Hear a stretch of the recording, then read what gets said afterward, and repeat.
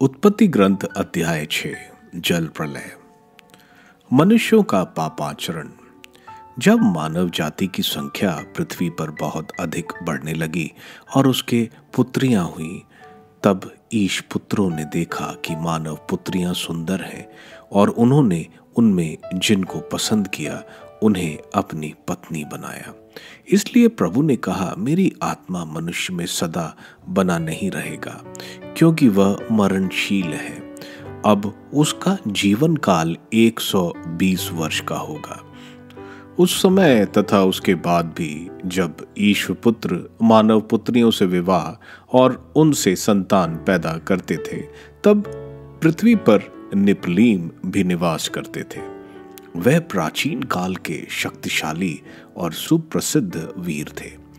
प्रभु ने देखा कि पृथ्वी पर मनुष्यों की दुष्टता बहुत बढ़ गई है और उनके मन में निरंतर बुरे विचार और बुरी प्रवृत्तियां उत्पन्न होती हैं। तो प्रभु को इस बात का खेद हुआ कि उसने पृथ्वी पर मनुष्य को बनाया था, इसलिए वह बहुत दुखी था। प्रभु ने कहा, मैं उस मानव जाति को जिसकी मैंने सृष्टि की है पृथ्वी पर से मिटा दूंगा, और मनुष्यों के साथ साथ पशुओं, रेंगने वाले जीव जंतुओं और आकाश के पक्षियों को भी, क्योंकि मुझे खेद है कि मैंने उनको बनाया है। नूह को ही प्रभु की कृपा दृष्टि प्राप्त हुई। नूह का वृत्तांत इस प्रकार है। नूह सदाचारी और अपने समय के लोगों में निर्दोष व्यक्ति था। वह ईश्वर के मार्ग पर चलता था। नूह के 3 पुत्र थे, सेम, हाम और यफात। अब संसार ईश्वर की दृष्टि में भ्रष्टाचारी बन गया था और हिंसा से परिपूर्ण था। ईश्वर ने देखा कि संसार भ्रष्टाचारी हो गया है, क्योंकि सब शरीरधारी कुमार्ग पर चलने लगे थे।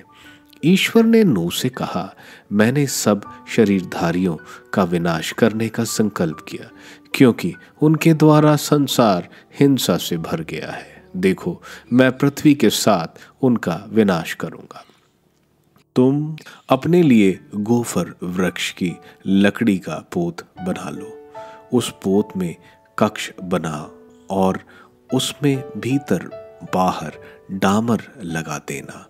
तुम उसे इस प्रकार बनाना, पोत 300 हाथ लंबा, 50 हाथ चौड़ा और 30 हाथ ऊंचा हो।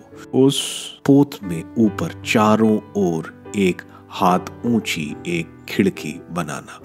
पोत में एक दरवाजा बनाना और उसमें नीचे की, बीच की और ऊपर की मंजिलें बनाना, क्योंकि मैं पृथ्वी पर आकाश के नीचे के सब शरीरधारी प्राणियों का विनाश करने पृथ्वी पर जल प्रलय भेजूंगा।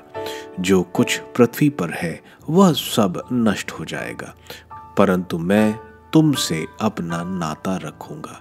तुम्हारे पुत्र, तुम्हारी पत्नी और तुम्हारे पुत्रों की पत्नियां सब तुम्हारे साथ पोत में प्रवेश करें। सब प्रकार के प्राणियों के नर मादा का एक एक जोड़ा पोत में ले आना, जिससे वह भी तुम्हारे साथ जीवित रहे। विभिन्न जातियों के पक्षियों, विभिन्न जातियों के पशुओं और विभिन्न जातियों के जमीन पर रेंगने वाले प्राणियों का एक एक जोड़ा तुम्हारे पास आएगा, जिससे वह जीवित रहे। अपने साथ सब प्रकार के भोजन पदार्थ ले लेना और उसे संचित रखना। वह तुम्हारे और उनके भोजन के काम आएंगे। नूह ने यही किया। उसने ईश्वर की आज्ञा के अनुसार सब कुछ किया।